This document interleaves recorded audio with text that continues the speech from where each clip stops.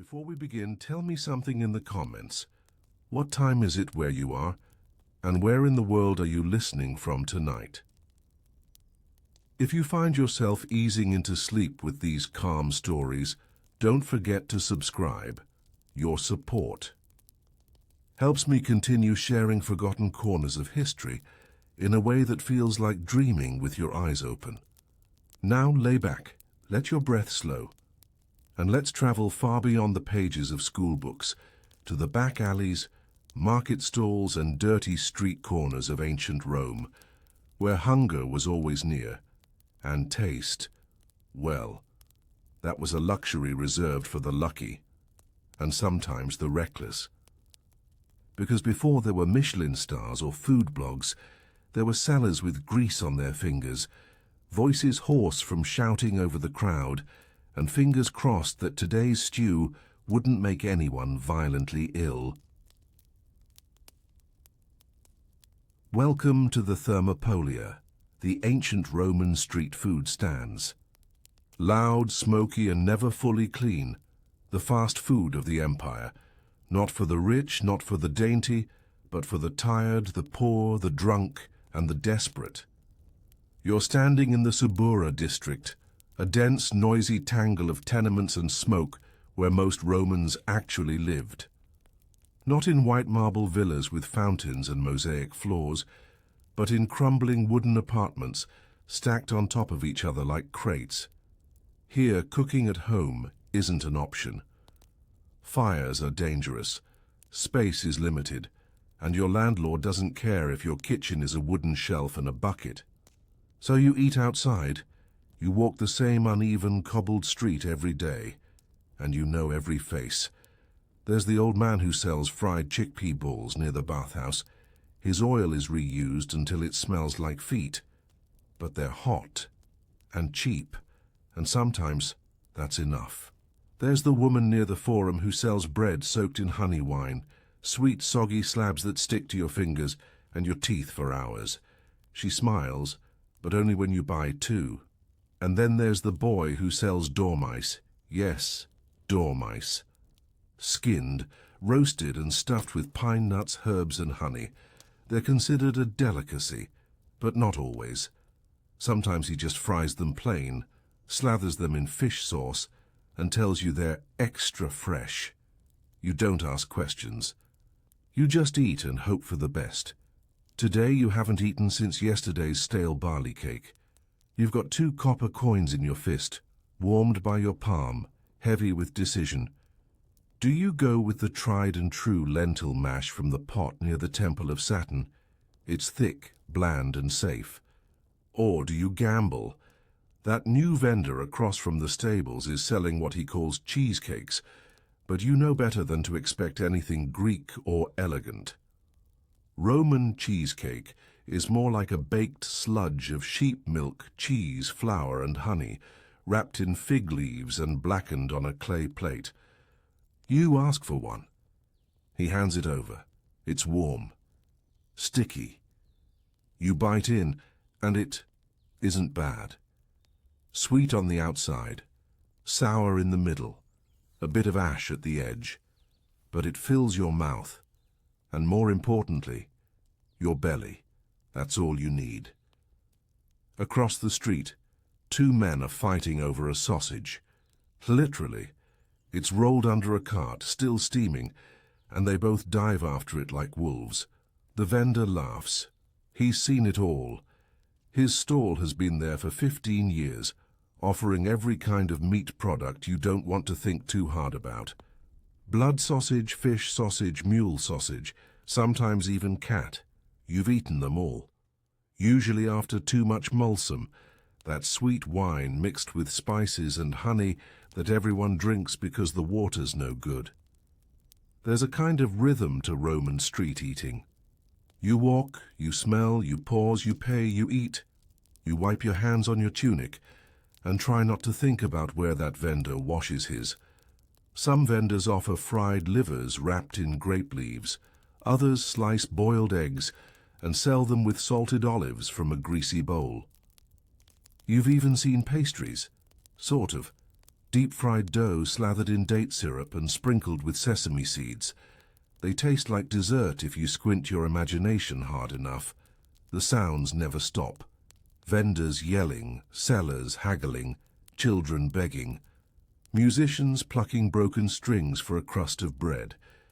In the background, you hear the splatter of oil, the hiss of meat hitting hot stones, the thud of knives on boards that haven't been cleaned since last week, and always the smell of garum, that fermented fish sauce used on everything. It reeks, it stains your fingers, but it also makes boiled cabbage taste like something more than boiled cabbage. You've stopped fighting it. Now you crave it. That's how they get you. You pause in front of a stall that sells pearls, the Roman porridge of ground spelt, salt and water. It's grey bubbling. Someone added pepper today, which is rare. You spoon some into a cup.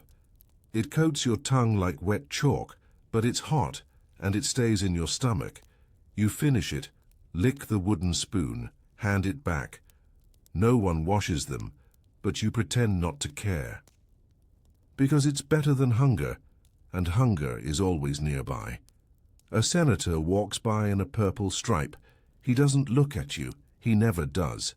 His slaves carry baskets filled with honey cakes and fresh fruit from the countryside. He won't eat them. But someone will. You watch them disappear around the corner, back to a world of silver spoons and private cooks. You stay here, where the real food lives. Not elegant, not refined, but real. Fried, boiled, stuffed, burnt, swallowed in alleys, dropped in gutters, fought over like treasure, Roman junk food. And in a city this loud, this filthy, this alive, it might be the only comfort you can afford. You're still seated on the edge of the stone steps, tucked beside a market stall. The bowl of pine nuts rests in your hand. Warm still, faintly. The vendor toasted them over embers before handing them to you, wrapped in thin cloth, the kind that absorbs the oil and leaves faint circles behind. Each nut is small, but every bite is layered, soft, then buttery, then a hint of something smoky. It's not filling, not meant to be. It's just something to pass the time with, to keep the fingers busy, to let the day slide by unnoticed. The street is more awake. Now, not chaotic, just full. Children run past carrying dried fig cakes on wooden sticks. One stops to nibble. Sticky fingers, sticky cheeks. The figs have been mashed with honey and pepper, rolled in flour, pressed by hand, then dried on rooftops for days. The sun doing what it does best, drying, hardening, preserving. They call them libum in some districts. Elsewhere they have no name at all. Just something you find in baskets near the bread ovens, wrapped in fig leaves and still soft in the middle, a poor man's pastry, a rich child's memory. A man with a heavy tunic sits down beside you. He doesn't ask, just rests his weight against the step and lets out a long breath, the kind that says he's been up since dawn, and this is the first time he's stopped, moving. He holds something wrapped in cloth, unfolds it slowly. It's a folded piece of flatbread, filled with soft cheese and bits of dried olives. No plate. No cup, just one hand holding the food, the other on his knee. He chews slowly, not as if he's savoring it, just as if chewing itself is the only real pause the day allows. The street curves, and at the bend, just beyond a horse cart, a small counter is open. It wasn't open earlier. A man stands behind it, wide-shouldered, bare forearms, one hand stirring something in a deep pan over a coals-filled brazier. The air shifts. A new smell, vinegar, meat, and something fermented. He's making garum-fried pork bits, small slivers of fatty meat that have been marinated in a mix of wine, fish sauce, and spices, then crisped until golden and brittle on the outside. You can hear them crackle as he stirs. A girl beside the stand reaches up with 2 fingers, and he drops a few into a folded piece of waxy parchment. She bites one, winces, still too hot, but smiles anyway. That's the charm of it. The pain before the taste. A breeze picks up, soft, but full of scent. Coriander, roasted chickpeas, smoke from pine wood, and somewhere impossibly sweet, fresh honeycomb being sliced in a stall that only opens on market days. A boy walks by with a hollowed fig stuffed with soft cheese and drizzled with honey. You've seen those before. Poor man's luxury. Only. A few coins, no baking required. Just figs, left long enough in the sun to wrinkle and sag, then split open and filled with whatever was cheapest that day. Sometimes nuts, sometimes cheese, sometimes nothing. But always that hit of sugar, that texture of the sun, that memory of what fruit once was before it gave in to fermentation. A pair of old men sit under an awning. They're sharing a bowl. It's made of wood, smoothed on the edges by years of handling. Inside, something golden and thick. It's pulsy, the porridge of Rome. But this isn't the boiled barley type served in soldiers' tents. This is the street version, spiced, grainy, sweetened with date syrup and thickened with goat's milk. They scoop it with flat pieces of bread. Rip, dip, bite. One of them coughs between bites, as not from illness, just age. The other pats his back once, then resumes chewing. No words. They've likely eaten from the same bowl for 30 years. A bell rings, not a temple bell, a small brass one, rung by hand from a cart that now rounds the corner. It's pulled by a mule, driven by a boy no older than 12. On the cart, roasted chestnuts, split open slightly, steaming. The smell is heavy, sweet, earthy, charred. He stops near the fountain, lets down a wooden leg to steady the cart, and opens a basket. Children come first, then a woman with a basket, then a man with missing teeth who hands over a chipped coin and receives a handful wrapped in cloth. The boy says nothing, just serves, rings his bell again, and waits. You rise from the step. Not because you're done, but because the day is calling forward, pulling people, smells, sounds toward some slow, invisible peak.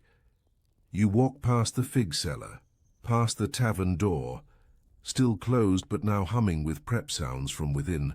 Someone is slicing onions, you can hear it, fast, practiced strokes, and the smell, sharp, unmistakable. They'll go into something warm, no doubt, folded into a flat cake or fried in olive oil and served with lentils. You pass the olive seller. He has a small bowl set out, samples. You take one, salty, briny, firm. He nods. You nod. No coins exchanged. Sometimes acknowledgement is the only currency needed. You cross toward the forum now, not to enter. Tia's just to hover near it. There are more vendors here. This is where the real junk food appears, not the careful kind, not the nostalgic kind, but the I need to eat right now kind. Chickpea patties, mashed, salted, fried in lard until golden, sold. 3 to a piece of bark, eaten with fingers still dirty from morning labor. Beside them date rolls, not sweet like dessert, but thick, dense, made of mashed fruit and a little flour, then cut into small bars and dipped in cinnamon. Portable. Lasts all day. Fills the belly. Tastes like effort more than pleasure. A vendor to your right sells boiled quail eggs dipped in. Fish sauce. You watch as a merchant stops, dips one, and pops it in his mouth with a wince. The sauce is sharp, pungent, but the yolk softens it. He nods to the vendor and moves on. No delight, just sustenance, like half the foods here, built not to charm, but to carry, to move you from one hour to the next without collapse. Someone offers you a sliver of something on a wooden stick. It's moritum, a kind of herb cheese paste made with garlic and vinegar, spread over a piece of bread. Strong. Almost too strong, but you take it. Chew slowly, let the garlic bloom behind your teeth. It burns, then fades, then leaves you hollow and awake. The crowd thickens, shadows shorten. Some vendors pack up, others prepare for the next wave. You stop near a brazier where a young man roasts dates stuffed with pine nuts. He hands you one without a word. The sugar has begun to caramelize, the outer skin crisp, the inside soft and warm. You bite. The taste explodes. Heat, sweet, oil, smoke, not complex, but perfect. And as the noon hour rings out across the rooftops, you realize this isn't a feast, it isn't decadence, it isn't excess, it's life. Small pieces of flavor scattered like stones across a path. You pick them up as you go, chew, swallow, walk, and each one reminds you, you are here, you are alive, and you are. Walking the same roads where thousands once wandered, hungry, tired, hopeful, aching, for something hot in their hand and a place to sit before the next hour demands their strength. The roasted date still lingers in your mouth, even after the bite is long gone. Even after you've passed the brazier and walked several streets farther, it clings to your breath, warm, sticky, smoky. There's something about sweet things in the heat of midday. They don't refresh. They don't cleanse.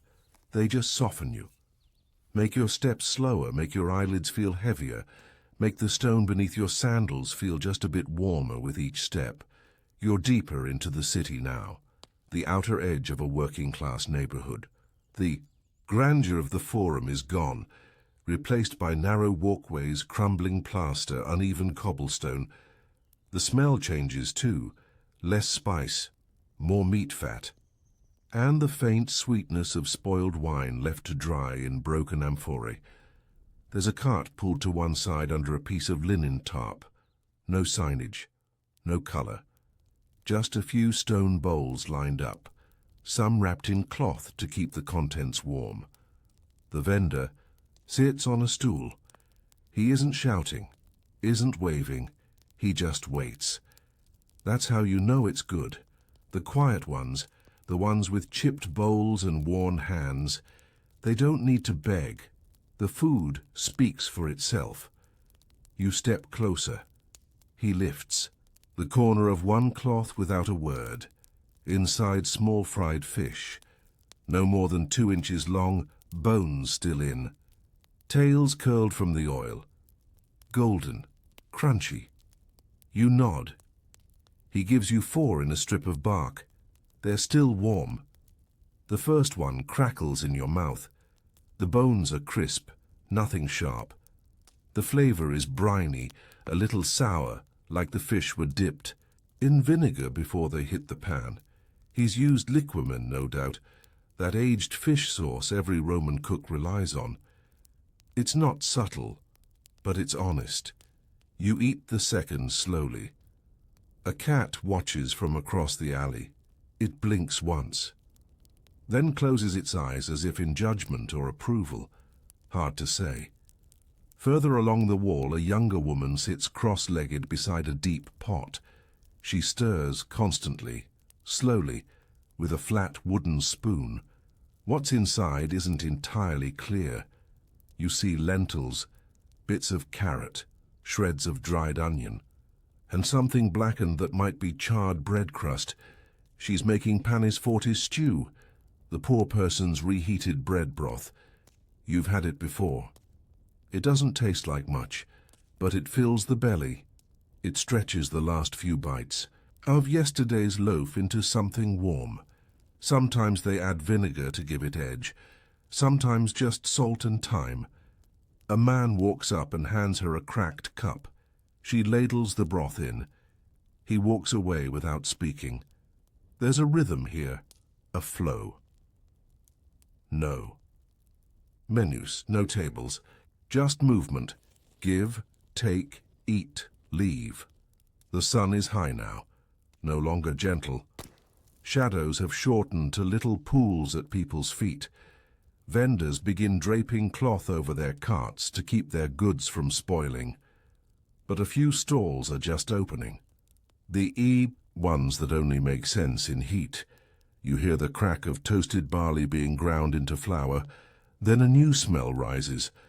Roasted nuts mashed with honey and shaped into rough cakes. They're called dulcier in some places, but street children just call them crunch rounds. They're sold 2 for a coin.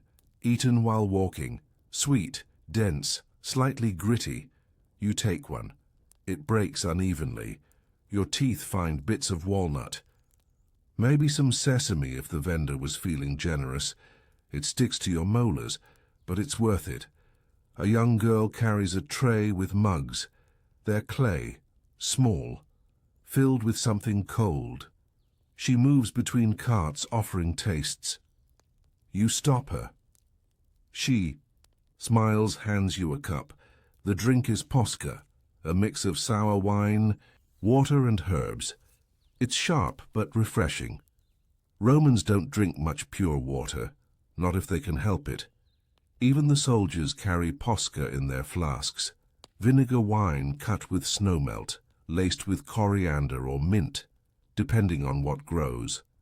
Nearby, you sip slowly, let it coat your tongue. It leaves you more awake than quenched. Nearby, a boy is selling placenta slices. No, not what it sounds like to modern ears. It's a layered cake of sorts. Flatbread, cheese, honey, more flatbread, more cheese. All pressed together and baked in ash, it's a mess. It crumbles when you bite it. But the flavor is unmistakable. Salt, sweet, smoke. He hands you a piece on a leaf. You hold it with both hands, and for a moment, the chaos of the street fades. You're just a pair of sticky fingers and a mouth full of warmth. Another alley, another cart. This one with jugs, big ones. Wicker wrapped around ceramic. They hold mulsum, wine mixed with honey. It's cheap, thin, served lukewarm, but in the heat, it feels like the closest thing to kindness. You take a cup, sip once, then again. It fills your nose more than your mouth, makes the air around you feel softer, more forgiving. A man is selling stuffed pastry balls, rough dough fried in oil, filled with goat cheese and herbs. He calls them globuli. They're no bigger than a walnut. 2 for a coin, you get 3. One is still too hot and burns the roof of your mouth. You chew through the pain. The second is perfect, crisp outside, soft inside. A small burst of thyme and salt. You don't even wait to eat the third. It's gone before you've left the cart. You stop beneath a shaded awning, wipe your fingers on a cloth square tied to your belt. Everything smells like food now.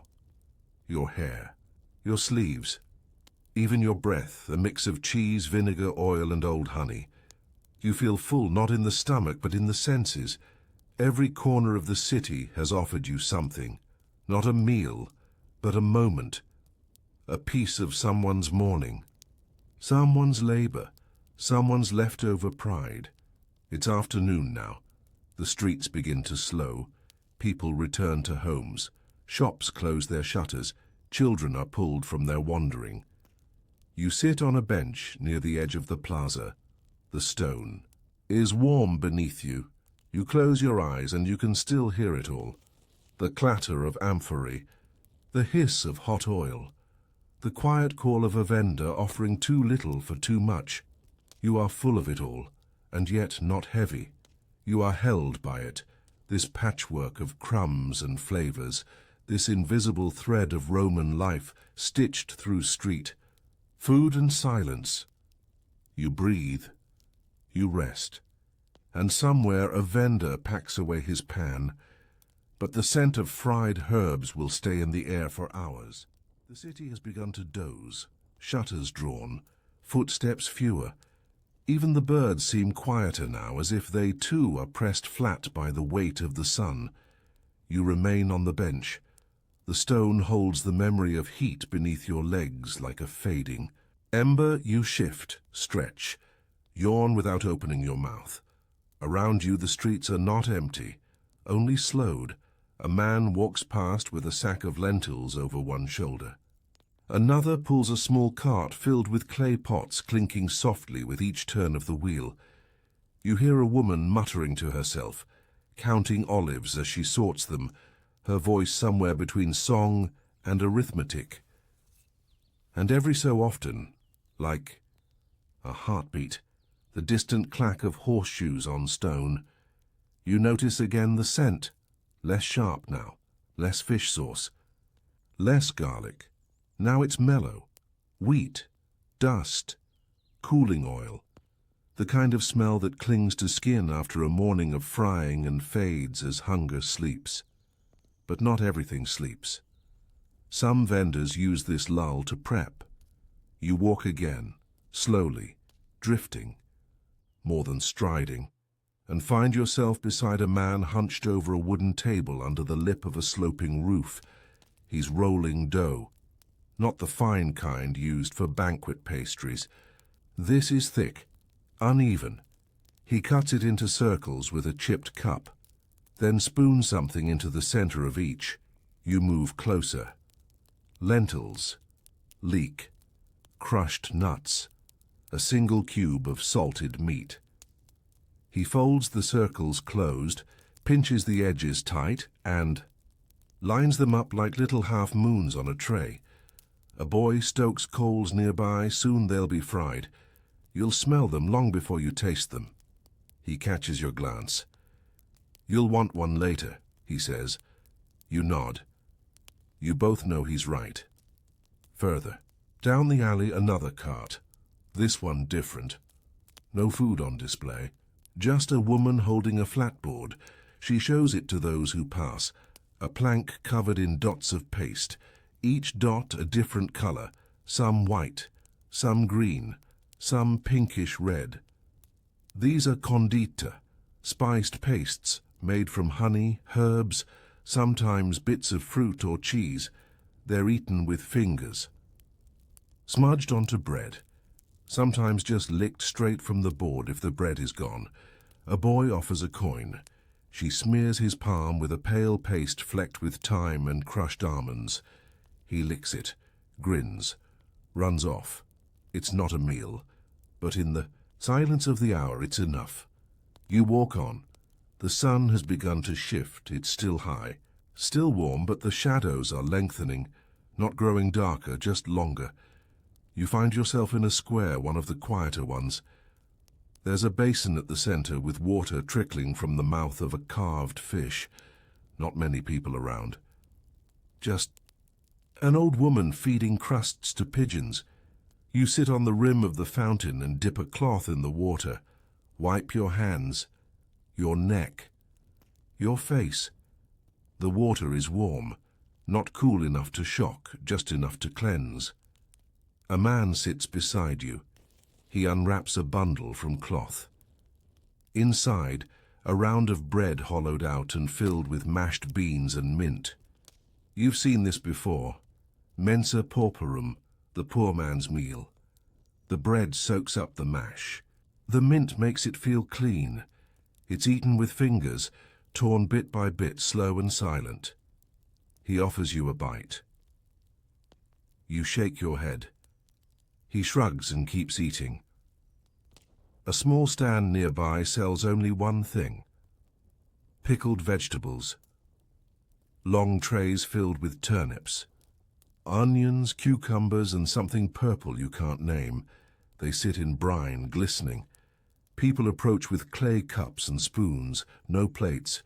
You watch a girl spoon out 5 onions, pale and translucent. She eats them one by one, eyes closed. You buy a few slices of cucumber. They crunch like tiny water skins in your mouth. Sour, clean, cold. You wonder if anyone in Rome eats a full meal, or if they just drift, like you, from stall to stall, hand to mouth, never quite full but never quite hungry either. Now the ovens reawaken. You hear it in the shift of the air, the first relighting of coals, the soft woof of flour hitting hot stone, the creak of shutters being pulled back. People emerge. Children first always, then young men with baskets, then women with empty pitchers, then the elderly slow and cautious. A rhythm returns to the streets, not fast, not yet, just steady. You return to a corner you passed earlier. The vendor is frying now. The crescent pastries from before sizzle in the pan. Oil bubbles rise and pop. The smell is thicker than before. You buy one. It burns your fingers. You wait. You tear off a corner and let the steam rise. Inside, soft, salty, fragrant with herbs. You eat half, then save the rest.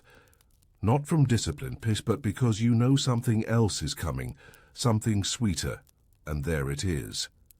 You turn down another road and the air changes again.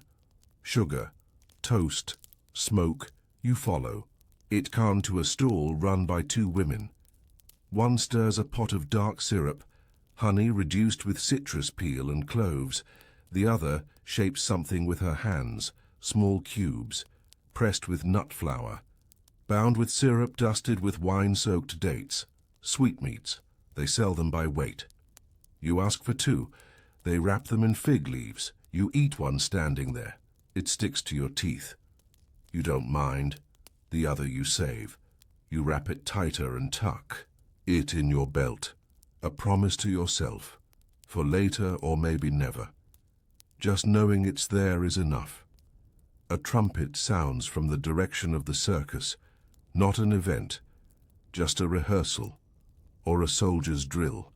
Still, it lifts your eyes, and you realize the sky is beginning to change. A softness has entered it. The blue is less sharp, the light more golden, and the scent in the air, more bread than oil, more steam than smoke. Evening is not here, but it's whispering. You pass a stall you hadn't noticed before. It's nearly hidden behind crates. An old man stands behind. A tray. He sells only one thing. Small flat cakes, pale on top, browned beneath. Alita dolcia. Another sweet, the Romans called them. They're made of flour, pepper, honey, and oil, fried until crisp. He hands you one. You bite. It crumbles. Your tongue meets sweetness and heat. Pepper flares at the edges, not enough to burn, just enough to wake. You eat it slowly and feel something stir inside you, not hunger, not pleasure, just the quiet knowledge that this taste is old, older than stories, older than walls, older, perhaps, than even Rome itself. You stand in the street, the last crumb fading on your tongue, and you realize this isn't just food, it's history you can chew, time you can swallow. 1,000 forgotten hands pressing dough, stirring pots, stuffing figs, all for mouths like yours, all for moments like this. A pause, a breath, a flavor, and the soft, steady certainty that life, even in its simplest bites, is worth remembering. The soft edges of sunlight begin to pour longer down the walls. Shadows stretch like lazy limbs, sliding over the stones with the same drowsy rhythm as the city's breath. Rome, in this hour, does not sleep. It settles, it loosens, and so do you. Your steps are slower now, but not tired, just tuned to the pace of the city, to the lull of coals being stirred, and the soft hiss of something sweet meeting hot pans. The fig leaf in your belt still carries the smell of the sweetmeat tucked inside. Syrup and nut flour and a memory of cloves. You don't take it out. You let it stay.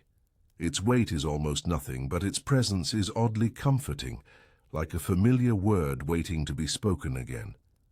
The market stalls have changed shape, not physically, but in purpose. Where earlier they shouted with the boldness of day, fish oil, vinegar steam, cracked nuts, hot oil, now they murmur.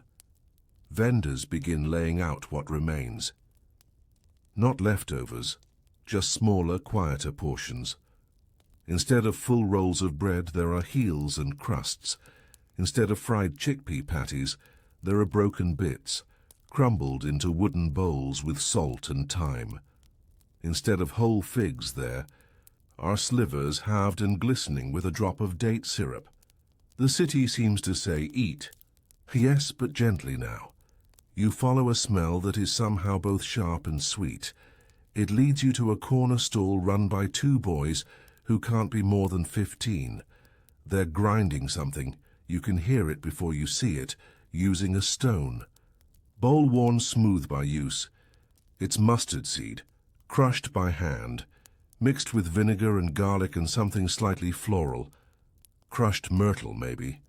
They smear the paste onto pieces of dried bread and offer it in strips. No plate, just a scrap of bark. You buy one. The bread is rough and hard, but the spread burns slightly on your tongue in that satisfying way that says, you're alive. You still feel things. The vinegar wakes your nose. The garlic warms your throat. The mustard lingers. It's not comforting. It's cleansing. You thank them.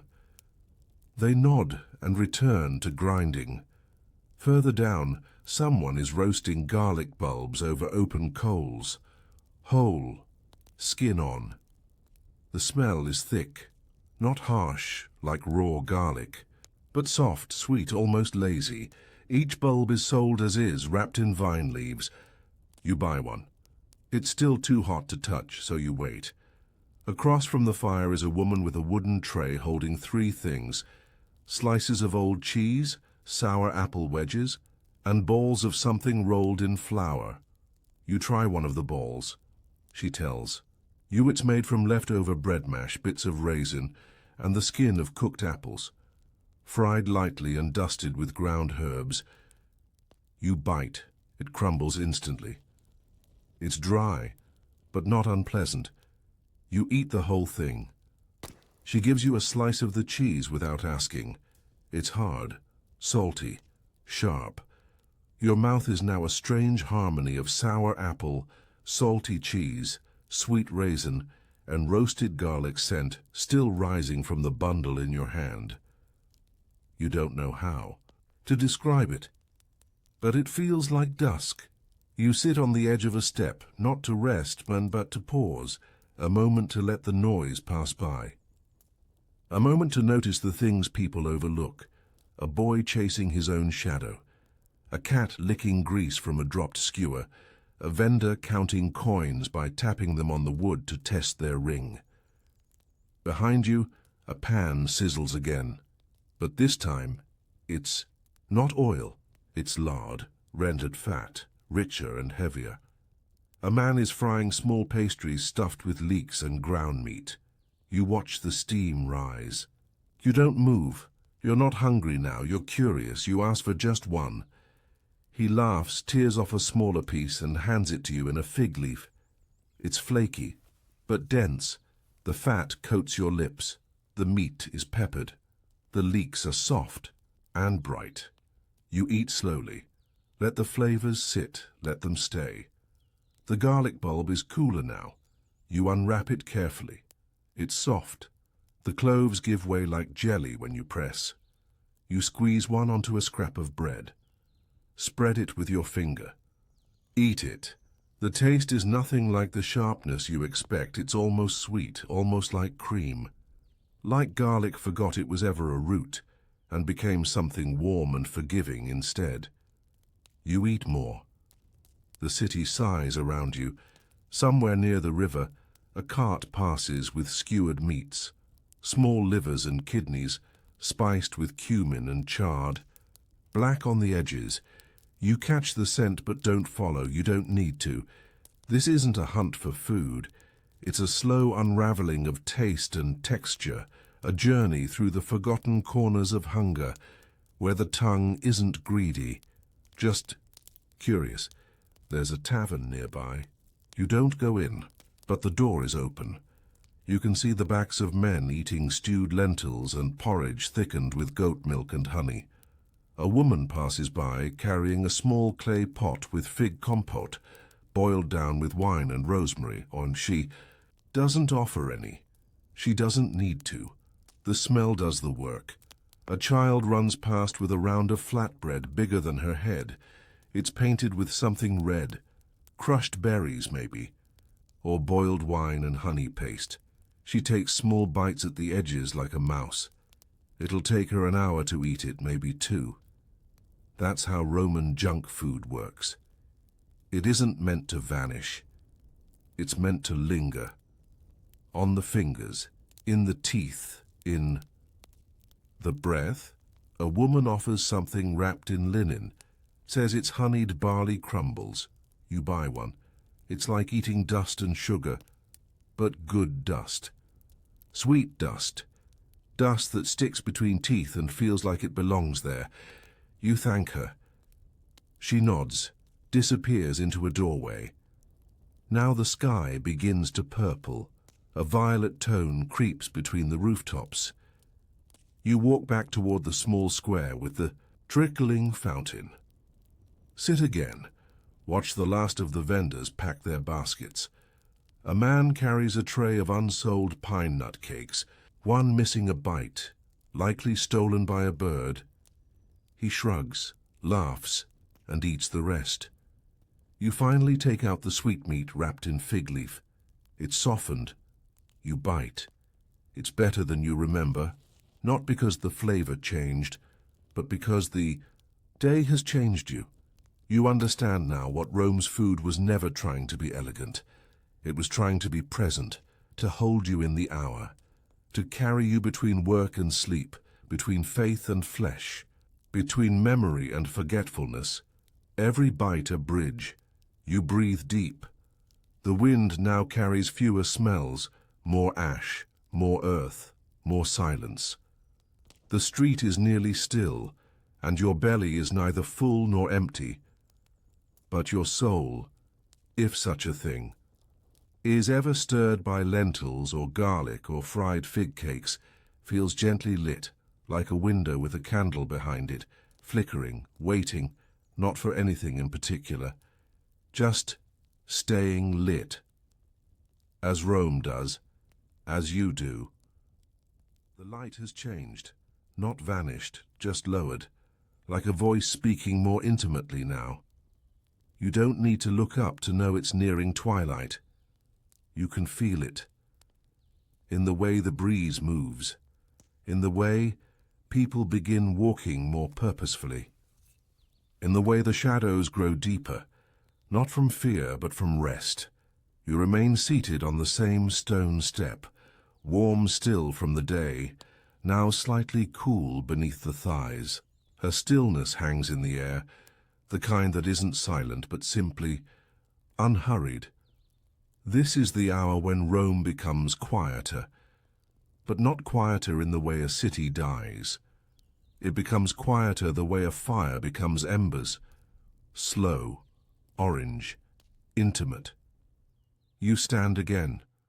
Your body feels different now. Not heavy with food, but rounded by it, like you've gathered pieces of the day in your belly. Dates, cheese, lentils, oil, vinegar, fig, mustard, each one a loose stone in a mosaic of the ordinary divine.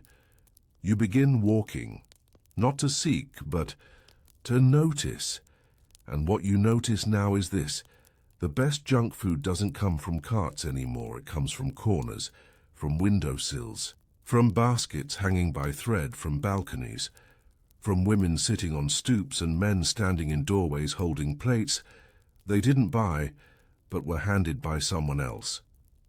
Evening brings out the food that isn't sold. It brings out the food that is shared. You pass a young man leaning against a wooden post. He peels something slowly with a knife. It looks like a pear, but when he cuts it open, it's brown inside. Preserved quince, soaked in spiced wine and left in clay for a month. He hands you a slice without looking. You take it. Chew. The flavor is tart but not sour, soft but not mushy, a little resinous like pine, and sticky with syrup that clings to the back of your teeth. You nod in thanks. He nods back, still looking into the street. Just ahead, a woman crouches beside a low wall. She fans a tiny brazier with a piece of palm leaf.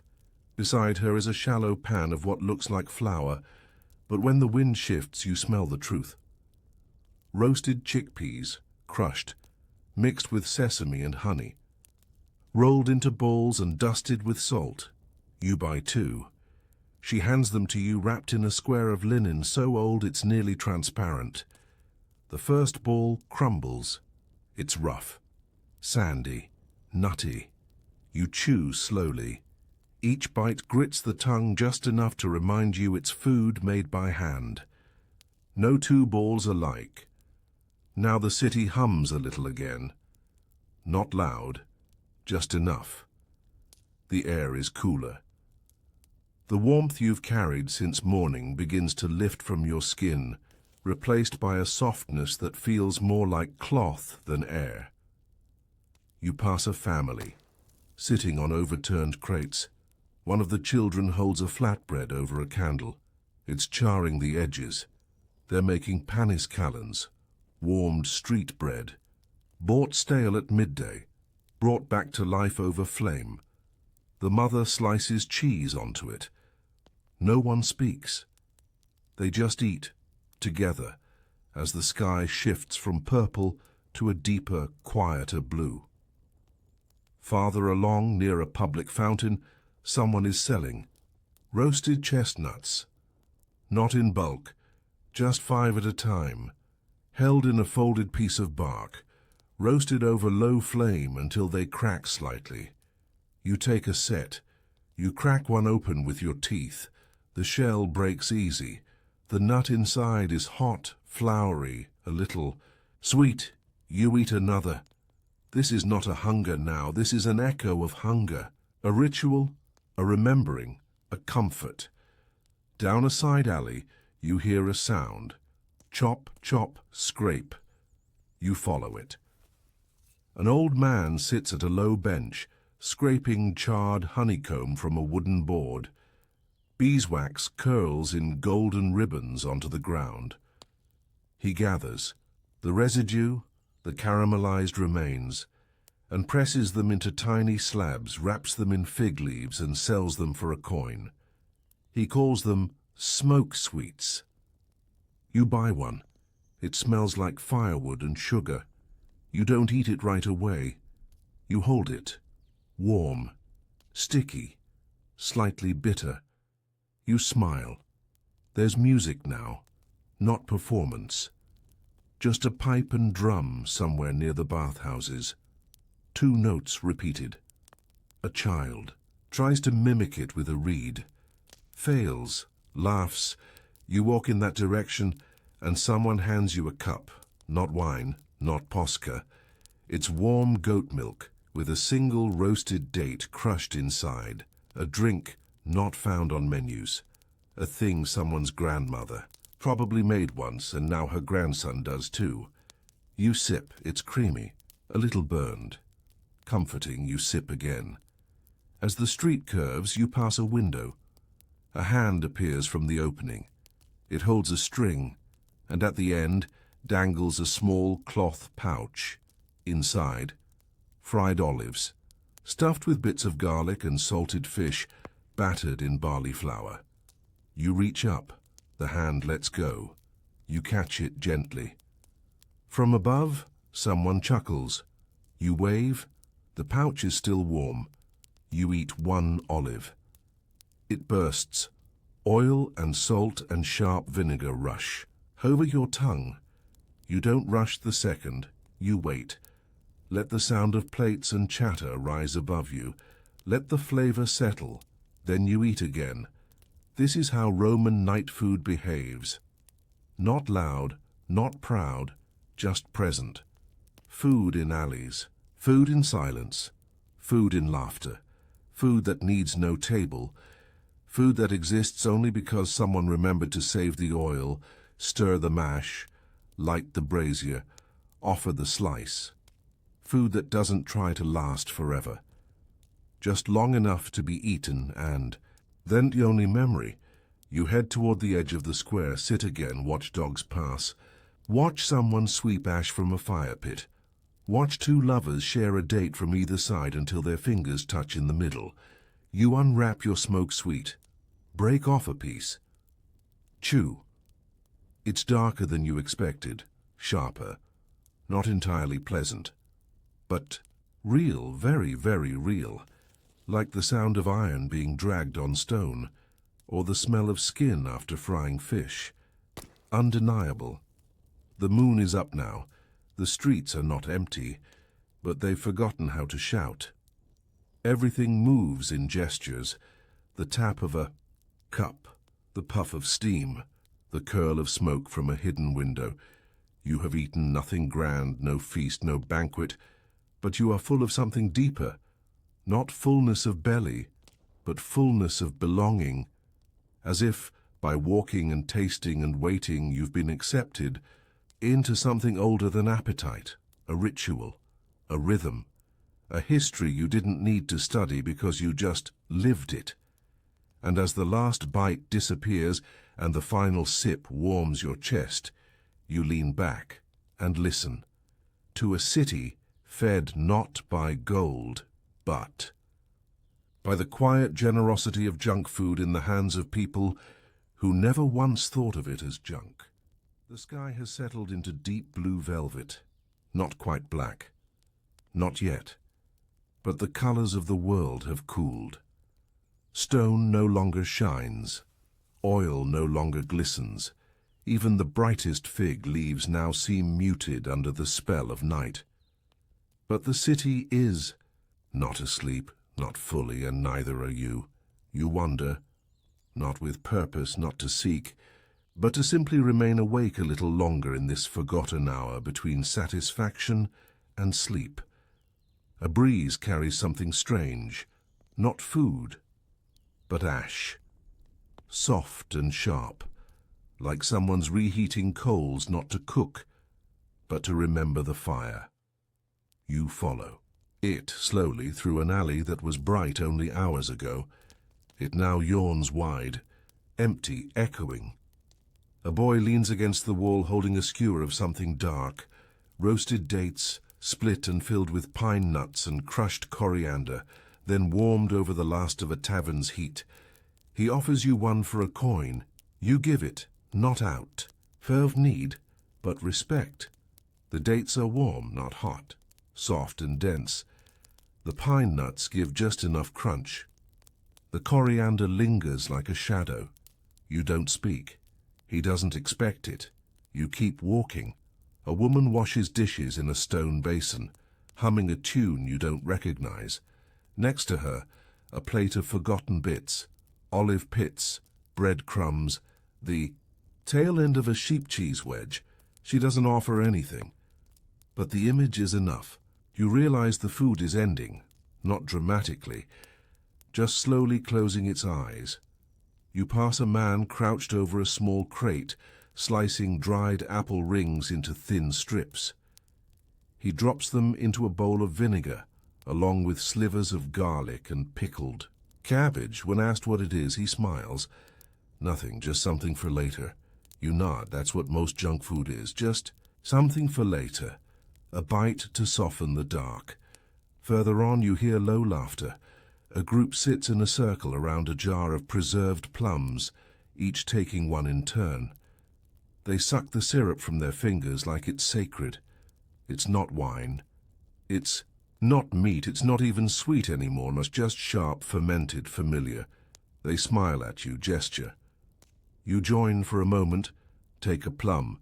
It collapses in your mouth. Too ripe, too sour, too sticky, and yet perfect. A fruit that has forgotten. The tree, the sun, the blossom, and become only taste. You continue, the quiet thickens. Even the dogs now walk slower. Even the air seems to listen. You pass under an archway and find a man snoring in front of a brazier, a single roasted onion still warming on the grate. You don't steal it, but you watch it for a long time. The skin blackens, the scent rises, sweet and smoky. You wonder how long it will sit there, how many flavors pass unseen in a city so old. A courtyard door creaks open. Someone steps out, holding a bowl of something strange, curdled milk with honey and pepper, a nighttime Roman custard of sorts, jiggling slightly as they walk. They eat it slowly, spoon by spoon, while watching the moonlight touch the tiles. You nod at them. They nod back. The spoon keeps moving, the night keeps settling. Now the bells sound, faint, far but steady. They mark the hour. You don't check which one, you don't need to. Your body already knows, your tongue is quiet. Your belly hums softly, not full, not empty, just satisfied. You have wandered long, tasted what Rome offered not to nobles, but to the sleepless, the queue. Curious, the poor, the patient. You return to a place you didn't mean to revisit, a set of steps near a window where earlier someone dropped a sack of broken walnuts. They're gone now. Only a stain remains, oil darkened into the stone. You sit again, and from your side pouch, you take the smallest thing you saved all day, a slice of candied lemon peel. You unwrap it slowly like paper folded over itself 3 times. It's sticky. It smells of sunlight, from hours ago, and when you bite it, everything returns. The garlic, the fig, the vinegar, the roasted date, the sour plum, all of it lives behind the peel, all of it folds into this one final bite. You chew, you close your eyes, you let it dissolve. The wind turns cooler. A cat brushes your leg. A man walks past carrying a sack of barley, whistling low and tired. Somewhere, an oven is being cleaned, and a mother wipes her child's face with the corner of her sleeve. The day is ending, and so is the food, but not the flavor, because in this hour you've tasted what history can't always tell. The truth that in Rome, the real Rome, not of marble but of mouths, food was not just sustenance. It was story, not told in banquets but in bites, not recorded in scrolls, but in leftover bread warmed over fire, in boiled quince passed in silence, in mustard paste on stale crusts, in candied seeds licked from fingers. You have eaten with the empire, not at its table, but in its alley, and you are full of oil, of vinegar, of ash, of time, and now of rest. You stretch. Let the breath leave. You slowly. A hand rubs the last of syrup from your lip. Your eyes soften. There is nothing left to seek tonight, not because you've had everything, but because what you did have was enough. It is past the hour when most would eat, past the hour when even the public fountains begin to run slower, not from lack of water, but because even water seems to understand when it's time to be still. You sit in silence, and the silence sits with you. There are no smells now, no sizzling, no oil, no vinegar rising in steam, only stone and night and your own breath. But still, the story of food continues, because in Rome, even after eating stops, the memory of eating lingers. The moon is high now, not brilliant, just present, a sliver of borrowed light across tiled rooftops and cracked shutters. You walk again, not out of need, not even out of habit, but because something inside you is still unfolding, some part of you that wants to walk through every hour of Rome until it forgets what time is. You pass a tavern with the doors half shut. Inside, 2 men sleep slumped over a table. Plates still sit before them, rings of oil and crumbs of something golden. Maybe fried chickpea cakes or leftover barley fritters, the kind of food you eat with ale and forget before you finish. There is no one behind the counter, no lantern lit, but the smell escapes through the cracked doorway. fermented grain, stale, onions, the sour sweetness of spilled wine drying on wood. You do not enter. You do not need to. The story has already left the building and found you. The alley beside the tavern holds more life than the tavern itself. Two cats tug at a grease-soaked rag. Jug lies tipped over, the last few drops of something sweet leaking into the dirt. A man mumbles in sleep near the wall, hugging a basket. Inside the basket, 3 cracked eggs, a broken heel of bread, and what looks like a wrapped square of dried grape paste. He stirs as you approach. Not awake, not alarmed, just enough to shift the basket closer to his chest. He's not guarding food, he's guarding familiarity. The last bites of the day, the little things he knows. The final flavor before morning steals it all. A door opens across the alley, not dramatically, just enough for a voice to slip through. Pane caldo du se qualcuno vuole ancora. Warm bread, if anyone still wants it. You turn your head. An old woman steps out holding a wooden tray with flat loaves stacked unevenly, warm from a brick oven still cooling behind her. She doesn't shout. She doesn't advertise. She just stands and waits. You walk to her. She hands you one. No coin is asked. The bread is thick, not soft, not tough. Somewhere between chew and crumble. You bite, and the warmth says everything. It tells you that even after the vendors have gone, even after the taverns close, even after the laughter stops, Rome still feeds quietly, kindly, without ceremony. You walk again, the bread in your hand slowly disappearing, bit by bit. Not because you're hungry, but because it feels rude not to finish, like turning away from someone mid-sentence. A few streets away, a clay oven has been left uncovered. Inside, the blackened husk of a fig cake, burnt around the edges, forgotten. The smell is bitter, but not unpleasant. You think of the many hands that passed over that cake, the figs plucked, the flour ground, the oil stirred, the pan placed, only for time or sleep to take it before it could be served. You don't take it, but you honor it, by remembering it. Now your feet carry you beyond the markets, beyond the homes, beyond the streets that still hold food. You walk along the edge of a public square, quiet now, with only one candle flickering in a window above.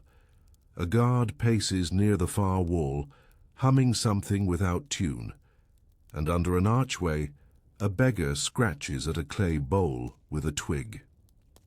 He isn't asking for food, he's scraping what remains. A glaze of honey, a trace of oil, maybe a smear of lentil mash. You sit beside him at a distance that honors his silence. He doesn't look at you, but he speaks. The best part is the bottom, he says. You nod. He's right. Sometimes the flavor left behind is the deepest, not in sweetness, but in memory. You close your eyes, not to sleep, just to feel the weight of olive oil on your lips, the grain of barley flour between your teeth, the warmth of fig paste on your tongue, the smoke of chestnuts behind your nose, and the softness of goat milk curd slipping down your throat, each one not a taste, but a footprint. And still Rome breathes. The wind rustles a tapestry drying in a window. A dog barks once, then lays down again, and someone, somewhere, pours the last sip of watered wine into a wooden cup and drinks without speaking. It is easy to forget in the noise of empire that food was never just for feasts. It was for dusk, for corners, for hunger that wasn't urgent, just curious, for a girl stealing berries from a basin, for a baker saving burnt loaves for his own supper, for a lover feeding honeyed almonds from his palm, for a mother chewing a piece of cold flatbread while her children sleep. This was Rome's truest cuisine. Not the silver platters, but the grease-stained. Rags, not the marble halls, but the alley brazier. Not what was remembered in texts, but what was wiped from fingers. You take a final walk along the edge of the city, where the walls meet the gardens. A fig tree leans over the path. Most fruits are gone, but one, just one, remains. Shriveled, half-eaten. You do not touch it. You let it be, because sometimes the last flavor doesn't need to be tasted. It just needs to exist, to remind you that food, like time, always leaves something behind, even if it's only scent or ash or a memory on the back of your tongue. You return to where you began, the first place you stopped. The stone steps near the fountain. They're colder now. The water drips in slower rhythm. You sit again, and this time you close your eyes not just to feel, but to rest, to let the flavors drift where they belong, into your breath, your sleep, your dreams. You are not full, you are not empty, you are held by bread, by oil, by fig, by night. It is the hour when even fire forgets to burn brightly. The coals in hearths across Rome now lie in quiet, low piles of smouldering red. No one stokes them anymore. No more crackling, no more steam, no scent of dough or ash or meat. This is when the city rests not out of sleepiness but tradition, because every city, no matter how vast, must pause for a breath before sunrise. And yet, here you are, still walking, still tasting, not with your mouth now, but with your breath, your thoughts, your remembering. You find yourself near a garden wall. The figs are long gone, the rosemary brittle, but the air still holds a tangle of scents. Crushed mint leaves underfoot, fennel stems gone dry, and somewhere distant, the soft shadow of goat dung. Faint, natural, familiar. You are surrounded not by food, but the ghosts of food, and these ghosts are gentle. They do not ask for recognition. They simply hover. A man walks past carrying a long wooden pole with a hook at the end. You've seen men like this before, collectors of what's left. He doesn't carry bread or stew or fruit, just a sack of carrot tops, barley husks, and melon rinds, scraps given freely from back doors and quiet kitchens. He whistles softly. Not a tune, just air moved through lips, like the night itself is singing back to him. You follow him briefly, the way one follows a candle in a hallway, not out of need, but because it feels right. He turns into a courtyard and disappears. You stay behind and look up. The stars are clearer now. No firelight competes, no smoke rises. Above you, the sky hangs heavy with its own kind of hunger, a stillness so vast, it swallows sound. Nearby a door creaks, and for the first time in hours you hear cutlery. Faint, a clink, a scrape, a cup set gently on stone. Someone is eating, not feeding a crowd, not selling, not preparing for a festival, just eating alone while the rest of the city forgets to notice. You do not intrude. You only listen. The sounds are enough to taste. You pass a fountain where earlier children splashed and vendors leaned. It is still now. The only motion is the slow silver thread of water falling from the lion's mouth. You lean close and run your fingers through it. Cold. You drink a handful. It tastes of stone and time and minerals too old to name. No sweet. No salt, just earth and flow. You are surprised at how right that is sometimes after so much oil and fig and crust and syrup. It is water that returns you. A clay plate sits beside the fountain base, empty, but for a rind of cheese, curled like a withered petal. You stare at it, not out of hunger, but reverence. Somewhere, earlier tonight, someone tore that cheese in half. A tooth scraped its edge. A finger smeared its fat across a crust of bread, and now, only this remains. You don't touch it, you honor it. By the corner of the baths, an old woman gathers herbs. Yes, now, in the deepest night, she wears a cloak, carries a small knife and a satchel woven with black thread. You ask nothing. She offers nothing. But as she bends and slices a sprig of rue from the shadows, the scent cuts through the dark like a whisper, sharp, medicinal, old. You nod to her.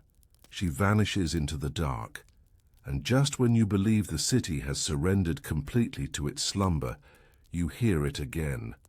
A noise, not loud, but unmistakable. Crunch. A bite.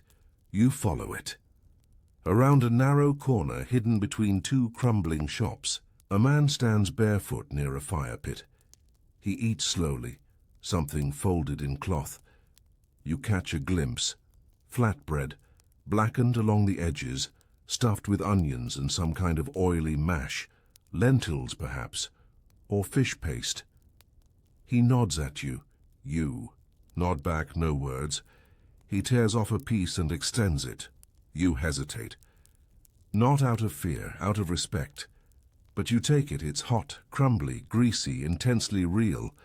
Salt sits on the surface in crystals large enough to feel between your teeth. You chew, swallow. The warmth doesn't just sit in your belly. It spreads across your chest like a quiet light. He smiles and disappears behind a cloth curtain. You walk again, your body no longer tired, not awake either, just balanced, as though every flavor since sundown has become a part of you. You are not a guest in Rome. You are Rome, a single, quiet cell in its great, pulsing body. You arrive once more at the place where the olives were sold. Now empty. Just the stain of brine on the stones. You kneel, touch it. It's cold, but it smells, still, of the day, of salt, of vinegar, of the warmth of laughter that once echoed here. You close your eyes and inhale. Let it fill your lungs one last time. You remember the honey, the roasted nuts, the cheese warmed over coals, the leftover stew thickened into paste, the hand that passed a fig without asking your name, the laughter over burnt crusts. You remember not as a historian, but as someone who lived it, who tasted Rome not from scrolls, but from street corners, from the hands of strangers, from baskets, from knives scraped clean at midnight. And so now, as the edge of dawn whispers along the eastern sky, you know. It is time. Time to rest. Time to let the flavors settle. Time to let your stomach turn from feast to dream. You are not full. You are held by bread, by oil, by ash, by kindness, by time, and now, by sleep. The first signs of dawn are not loud. There are no trumpets, no birds in full chorus, no golden light flooding the streets like a performance. Instead, there is a simple lifting of shadow, the kind of light that doesn't declare itself, but merely removes the dark, piece by piece. It slips into alleyways without asking, washes rooftops without effort, and slowly finds its way to you, wherever you've rested your head. You do not rise, you simply open your eyes. And the world has changed, not entirely, but just enough to remind you the night is over, but its flavors still remain. There is a taste on your tongue, not sharp, not sweet, not exact, just familiar. Oil, bread crust, a trace of fig skin caught in the side of your cheek. No matter. Whatever it is, it carries the weight of many hours walked, many bites taken, many moments not written in stone, but recorded in the smallest movements of jaw and breath. The steps beneath you are cold, not uncomfortable, just honest. You rise slowly. Stretch once. Brush the dust from your clothes. The square is nearly empty. A vendor hums as he prepares a cart, arranging baskets of day-old rolls and smashed dates that were not sold the day before. He works with no urgency. These are not goods. To impress, just enough to feed, to offer, to continue the thread of the city's hunger into another day. You walk toward him. He says nothing. You pick a single roll, cracked on top, with poppy seeds clinging to the surface like tiny promises. You drop a coin in the basin beside him. He does not count it. He only nods once and turns back to his cart. You walk away. The bread is dry, but the seeds pop gently between your teeth. You chew slowly. You swallow the morning. Down another path, the tavern you passed last night has begun to stir. The tables are being wiped, not with fresh cloths, but with yesterday's rags, stiff, with ale and sweat. A boy scrapes the remnants of chickpea mash into a bowl, not to throw away, but to reuse, reshape, and perhaps sell again. Nothing is wasted. Even the crumbs find their way back into mouths. Even the oil that clings to the pan's edge becomes part of someone's lunch. You watch, uninvited but not unwelcome. You do not eat. You simply witness the rebirth of the same food, under a different sun. Further on, near the old fishmonger's lane, someone has left out a tray of salted anchovies, not for sale, for cats. 4 of them.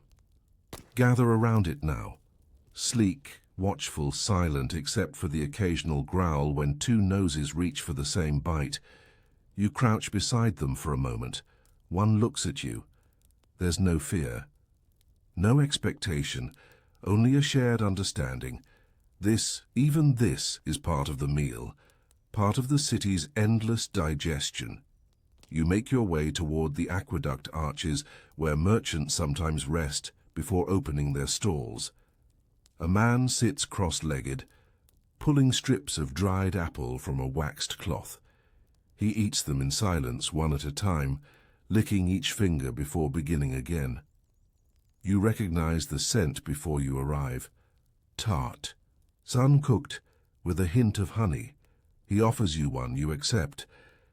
The strip is thin and translucent, like parchment soaked in time.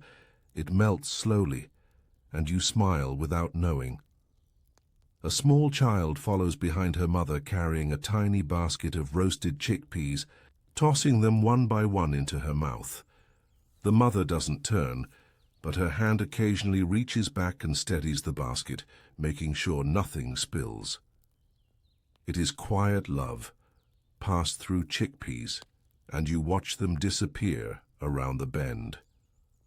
Like a vision too sacred to disturb, you pass a mural faded with sun.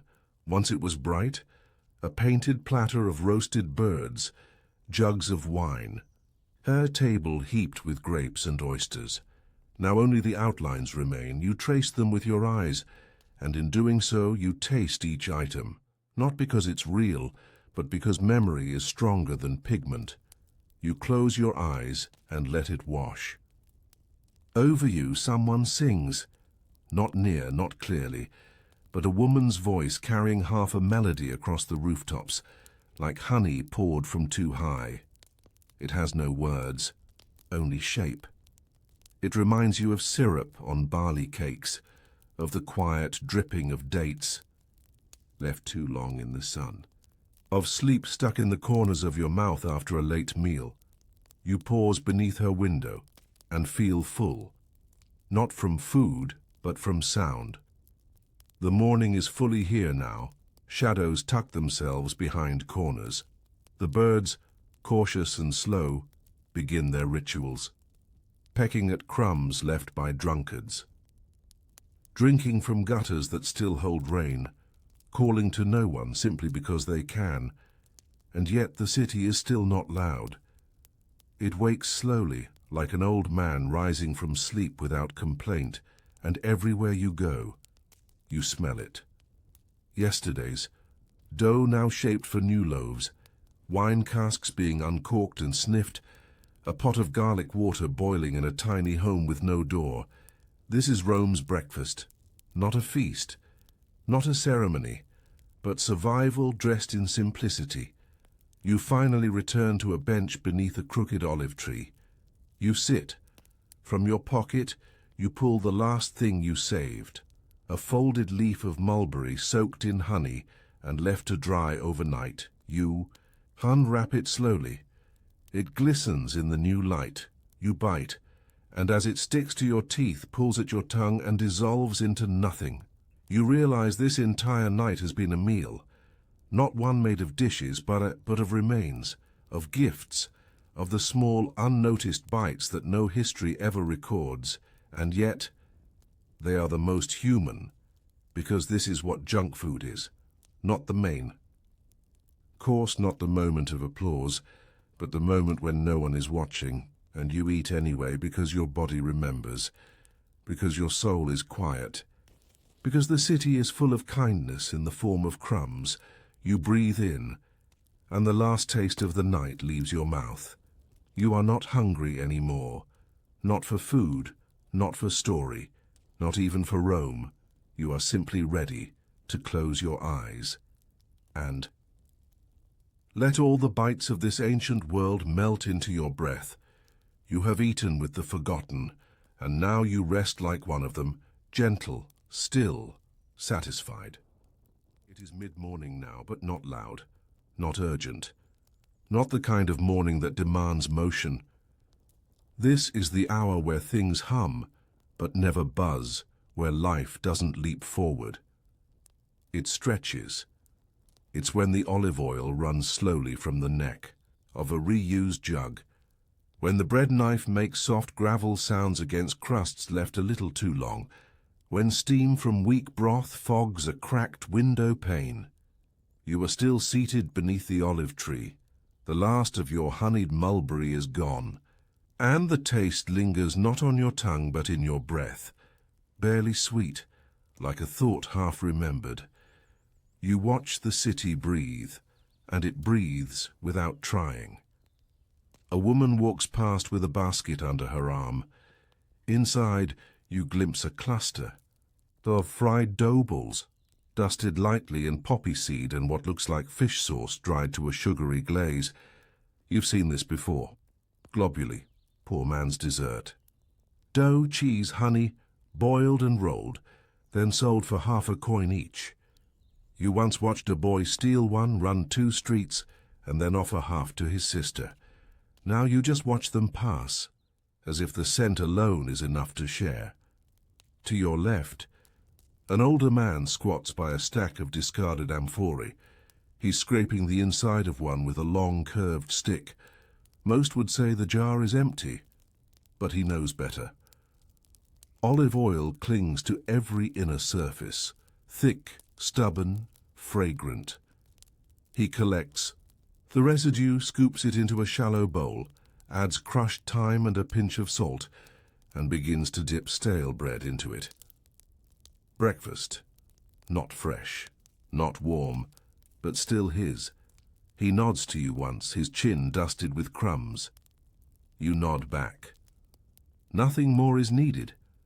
You rise from the bench and walk along the edge of a fountain that's begun to fill with children, not playing, just watching. A baker nearby has just tossed 2 hard rolls into the basin. Pigeons gather instantly. The children wait. One dares to scoop out a soaked roll and eat it directly, water and all. His face shows no disgust, only habit. This is how bread softens when teeth are young and the loaf is old. You smile, you remember. The butcher's window is closed, but beside it a woman kneels by the wall. She unwraps a leaf parcel, nothing luxurious, just a wad of barley mash soaked in sour goat milk, wrapped in cabbage and tied with string. Fast food, Roman style. She eats it slowly, watching people pass, never meeting their eyes. It's not shame. It's just peace. Because sometimes food tastes best when no one is looking. You know that feeling.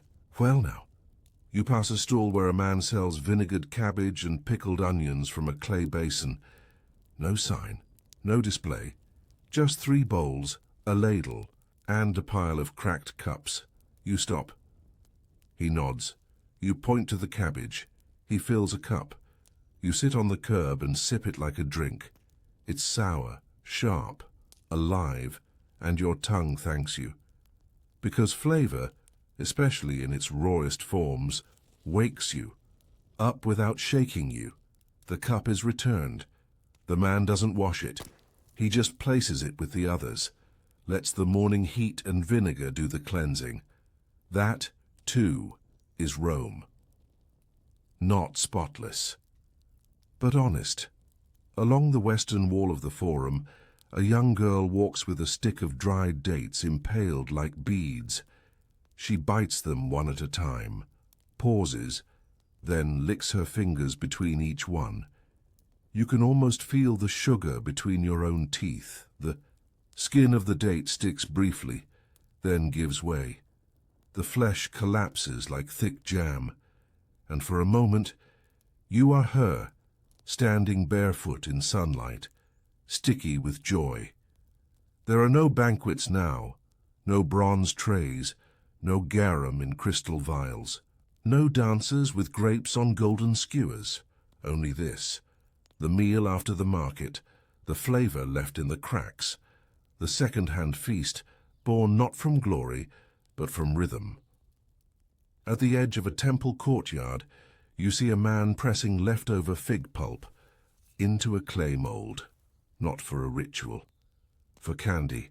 He dries them on stones warmed by the sun. One falls. He picks it up, blows the dust away, eats it, and does not apologize. You respect him for that. In the next street, a child sells tiny pieces of honeycomb wrapped in vine leaves. For a coin, you get a corner. No more. It leaks down your fingers before it hits your mouth. Your tongue sticks to the wax. The sweetness is cloying, messy, and immediate, and it's perfect, not because it's refined, but because it isn't. You let the wax stick to your lip. You chew it once, then spit it into your palm. Rome doesn't judge. Rome expects it. You walk, without aim now, not following scent, not seeking flavor, just letting your feet trace the leftovers of the waking city. Every now and then, you catch something unexpected. The charred edge of a flatbread broken and discarded on a step. A thread of cinnamon rising from a window with no curtain. The bitter smell of burnt millet from a pan left unattended, and each one tells a story louder than any scroll or monument, because these were the people's food, not the empire. As you sit again, a cracked stone bench beneath an arch you don't remember passing before. You pull from your sleeve the last crust of bread you saved earlier, dry now, harder than it was.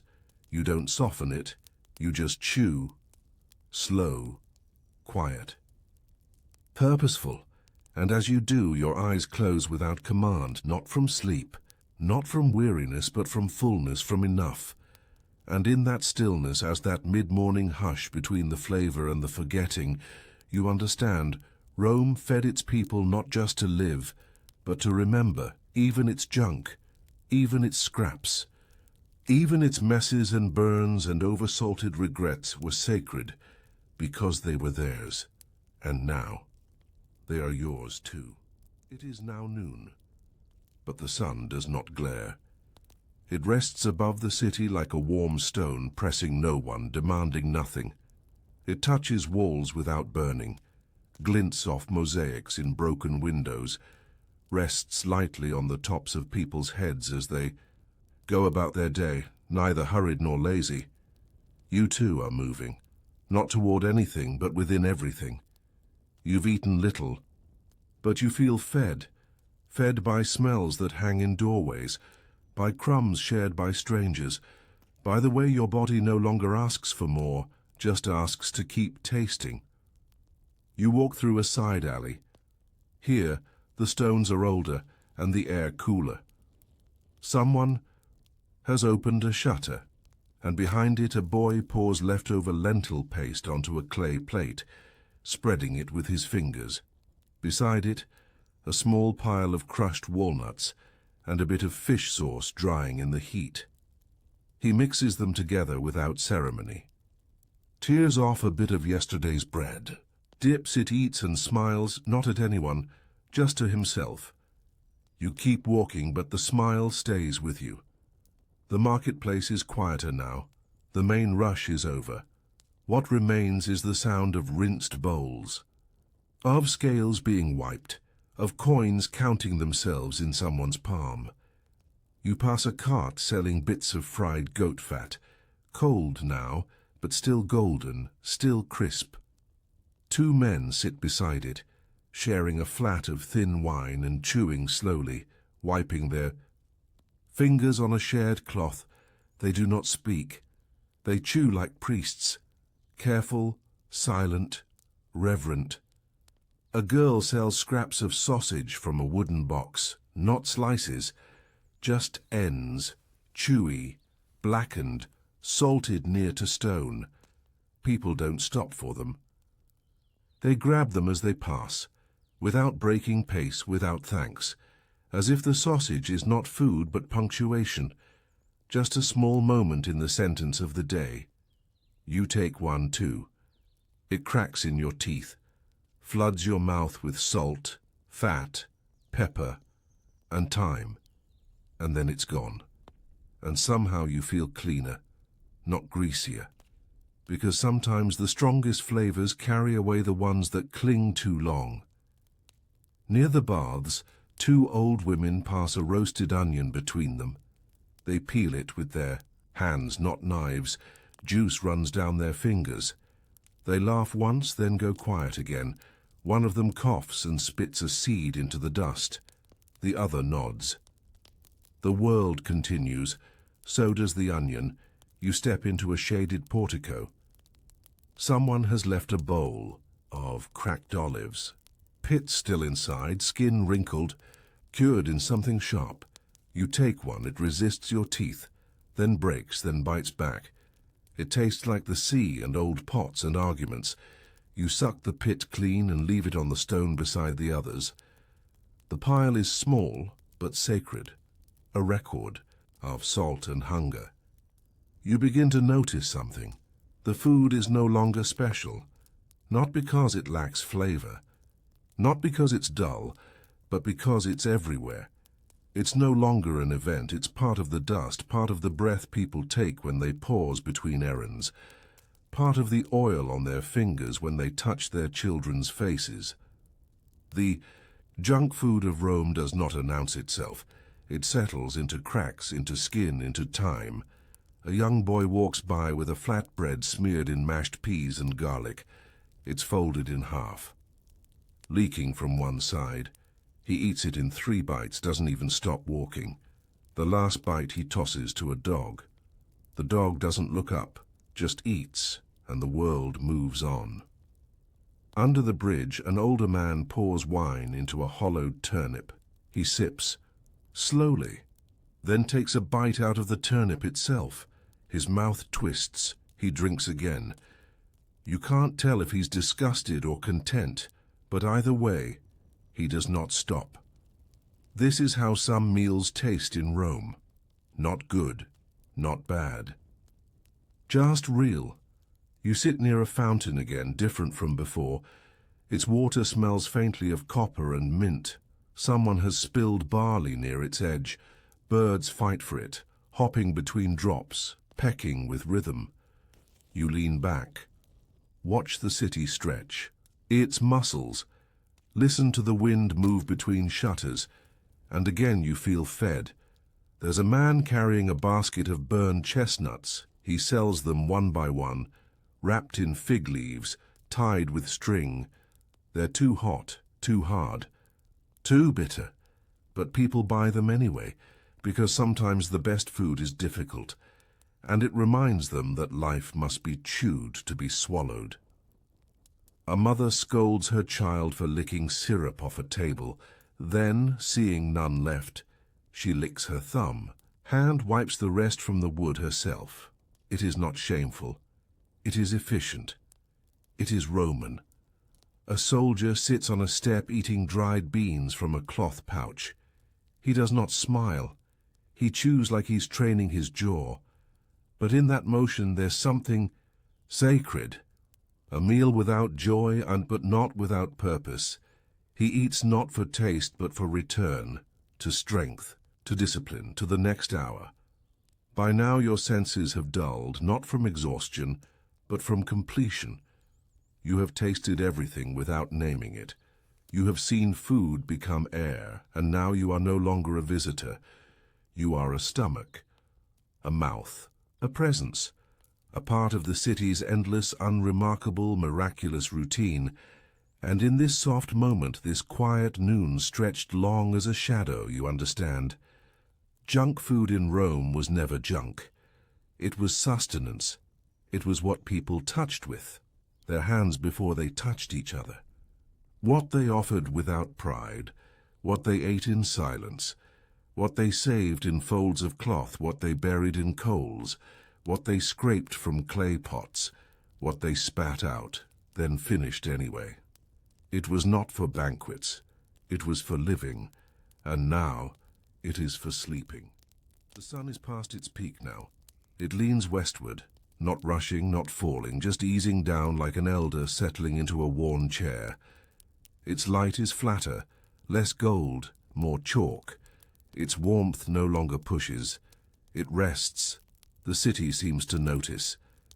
Shadows grow longer. Even the pigeons move slower. And food, and even the smell of it, becomes thinner, quieter, more felt than seen. You walk with your hands behind your back. There is no urgency. Your stomach is neither full nor empty.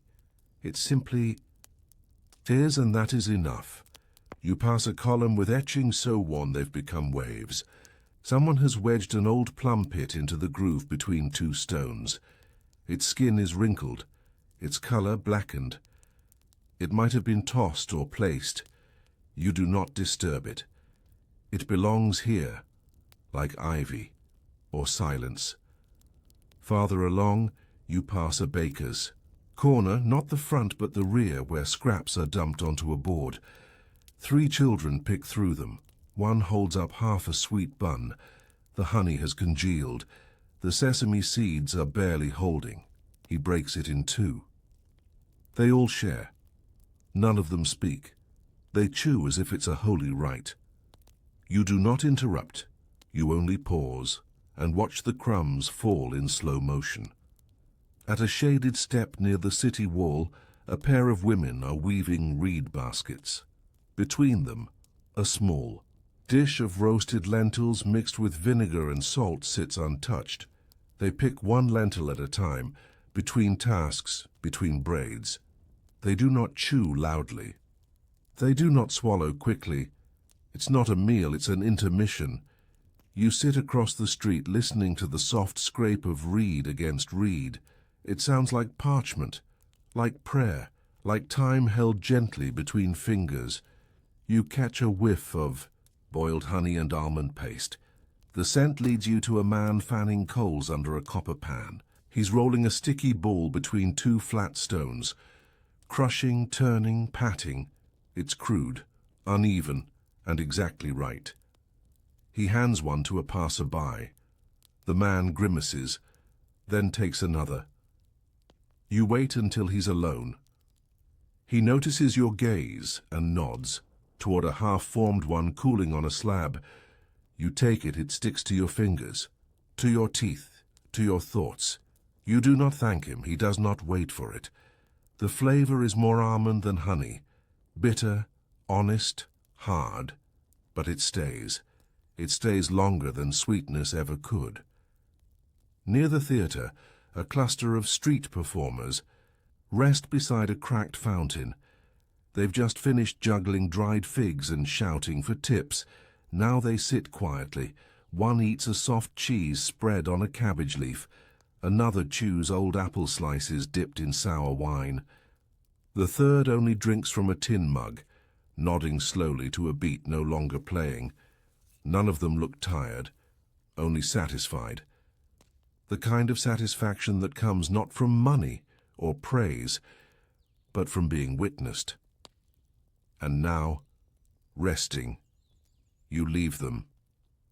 In that stillness, unbroken, sacred, whole. The smell of garlic drifts from an alley. It's coming from a broken door.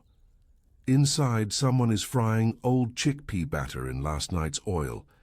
You know this smell. You've smelled it 100 times today. But this time it settles deeper, because it carries heat, it carries echo. It carries hands and hunger and homesickness and habit. You don't enter, but the scent enters you and you carry it forward. You pass a woman selling dried figs stuffed with crushed coriander. She's asleep, head bowed, arms folded, figs still lined. Neatly on a cloth, a boy walks by, drops a coin and takes one. She doesn't stir. He walks off chewing. You stop, drop nothing, take nothing, but the scent lifts and stays with you. The coriander faint like memory. You close your eyes, and for a moment you chew the air. By the baths, a marble ledge is stained with old wine spills. 2 men sit cross-legged beside it, slicing charred onions with a pocket blade. They laugh at something you don't understand. They pass the blade. You look down. The onions are scorched, soft, sweet from age.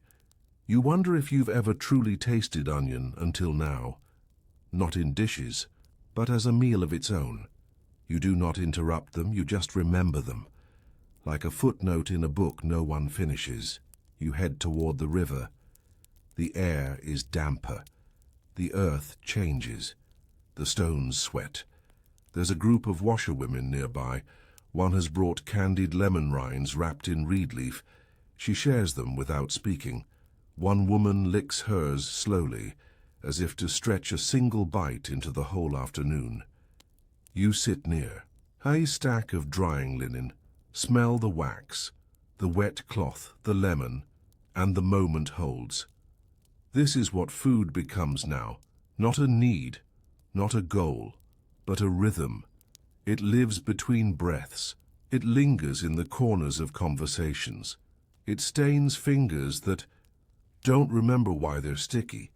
It softens silence. Stray cat follows you for a time. You drop a piece of pressed barley from your pouch. It eats without a sound, then leaves without looking back, like a ghost that needed only a mouthful to move on. You smile. You do the same. You find yourself in a courtyard of sun-warmed tiles. Someone has etched a child's name in the clay. Beside it, a smear of fig jam, half-dried, half-forgotten. You crouch, you do not touch it, but you understand it, because this tiny stain, left behind with no intention, is as Roman as any arch or statue or oath. It is the city's breath, and it smells like sugar and stone. You rise, you walk, you carry every bite with you, not in your belly, but in your pace. Your step has changed. Your eyes move slower. Your fingers no longer reach, they receive. And as the day deepens and shadows lean toward the city gates, you realize Rome has fed you, not with meals, not with recipes, but with moments, with the way food waits on every doorstep, with how sweetness sticks to silence, with the sounds of teeth on hard crust at the end of a long story. And now, you are ready for rest. The shadows are longer now, not creeping, not sharp, just present, like the hem of a cloak dragging gently over cobblestone, like memory folding itself in the space between lamplight and silence. You're walking slower than before, not because you're tired, though you are, But because slowness suits the evening, it is a companion, not a symptom, and the city matches your pace. Somewhere behind you, a shutter closes with a gentle creak. The click of the latch sounds like punctuation, like the end of a sentence written in breadcrumbs and olive oil. You hear someone laugh through a window, not a full laugh, but more like the ghost of one. A chuckle wrapped in warm air and the last bite of roasted pine nuts. You stop walking, not for a reason, just to listen. Twilight in Rome is not a single moment. It arrives in layers, like wine poured into an old cup, seeping through cracks, staining gently, quietly spreading. Colors change. The burnt sienna of the buildings softens into plum. The sky turns the color of split figs left in the sun too long. You can smell smoke, but it isn't harsh. It smells of chestnuts, of pine needles, of the final fire that turns food from necessity to comfort. You pass a woman sitting on a step, unwrapping something from waxed cloth. It's a fig cake. Pressed flat, filled with bits of almond, honey, and ground coriander. The corner has hardened. She tears it off and sucks it slowly. She doesn't see you, or maybe she does, and just doesn't look. Either way, you keep walking. But the scent clings to your chest. A few children dart past, chasing each other with a half-eaten skewer of roasted chickpeas between them. One of them trips. The chickpeas scatter. They burst against the stone like tiny fireworks, dull, dry, perfect. No one scolds them, no one cries. They scoop up what they can and keep running, laughing through mouths still full. You smile. That, too, is dinner. The street leads to a small square. Quiet, almost empty. A man leans against a pillar, drinking a mug of something thick and steaming. A vendor is closing her stall beside him, her last offerings barely touched. 3 dates in sesame. A bowl of bruised apples, half a roll stuffed with onion mash. She does not call for customers. She simply waits, then begins to eat what remains, each bite unhurried, measured, private. You sit at the edge of the square. No one speaks to you. You do not speak, and yet you're part of the conversation. A dog passes with a heel of bread in its mouth. It trots proudly, as if it earned it, and maybe it did. In Rome, bread never truly belongs to one person. It belongs to the city. You remember the fried pastries you saw this morning, golden, wrapped in linen, gone before the sun hit its peak. You didn't eat one, but now you can almost taste the phantom of it, the crunch, the warmth, the tiny pocket of air inside where sugar once clung. Even junk food has memory, and it doesn't need to be swallowed to be held. A man beside the square pulls apart a flatbread and fills it with dried lentils mashed with garlic. It isn't a sandwich. It's a gesture, like folding a blanket, like sealing a letter. He eats, standing up, facing the shadows. You watch the crumbs fall to the earth like slow snow, soft, deliberate. You wonder how many other crumbs have joined those in the last 100 years. Thousands? Millions? More? Each one, a sentence in the slow poem of a city that never empties itself, only rearranges. You head toward the Tiber now. The wind carries smells both sharp and comforting. Roasted meat, fermented cabbage, the wax of old cheese. Someone nearby is crushing barley biscuits into broth. You don't see them, but you hear the scrape, you hear the bubbling. You know it like a familiar lullaby. The riverbank has fewer voices, only footsteps, only wood creaking as a barge settles into stillness. And nearby, a woman with a basket full of herbs, wrapping them in cloth one by one. She pulls a bit of candied, Squash from her pocket and chews thoughtfully. The sugar clings to her lips, and she doesn't wipe it away. She lets it linger. The way. Rome lets everything linger. You sit by the river and unwrap the last thing in your sleeve. A soft fig from this morning, warmed by your body, now slightly bruised. You do not rush. You hold it. You smell it. You eat it in 2 bites, slow as prayer. And then you lick the juice from your thumb like a child, not because you're greedy, but because waste in Rome feels like blasphemy. The sky is violet now. The light is lavender, slipping quietly through arches and over rooftops. Lanterns flicker but do not shine. They hum, like fireflies with too many memories. A pair of lovers walks past, sharing a fried anchovy wrapped in grape leaves. They do not kiss, they do not talk, they chew, then pass the rest back and forth. It's the quietest kind of romance, a romance made of hunger and salt and dusk. The baker from this morning is sweeping his doorway. He finds a crust beneath the bench, pauses, examines it, eats it. Not because he's poor, because it's his, because flavor, like memory, should not be left for dogs or dirt. You begin to feel full, not in your belly, but in your breath, in your bones, in your eyelids, now heavier than before. You rise slowly, brush crumbs from your robe. The square behind you has emptied. The shutters are drawn. The smells are fading. Only the wind remains, carrying whispers of fennel, of ash, of cardamom, of night. You walk through it like a ghost, soft, grateful, whole, and as you make your way toward no destination, only away from noise, you understand what Rome's junk food was more than anything. Not indulgence, not gluttony, not celebration. It was connection, a connection to soil. To fingers, to silence, to strangers, to love that didn't need to speak, to hunger that didn't always need to be fixed.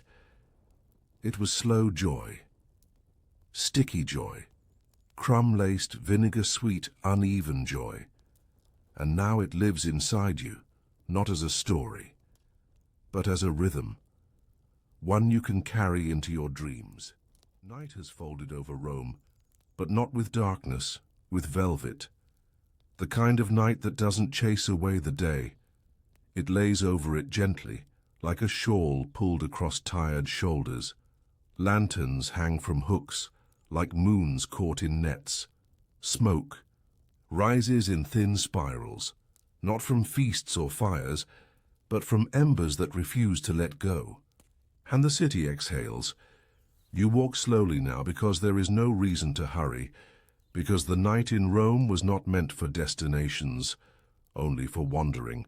The stones are cool beneath your feet, not cold, just reminding you that they've seen 1,000 nights like this one, that they were here long before you arrived, and will be here long after you forget the flavor of fig syrup and toasted grain. A man sits cross-legged outside a closed bathhouse, holding a handful of roasted chickpeas, wrapped in linen.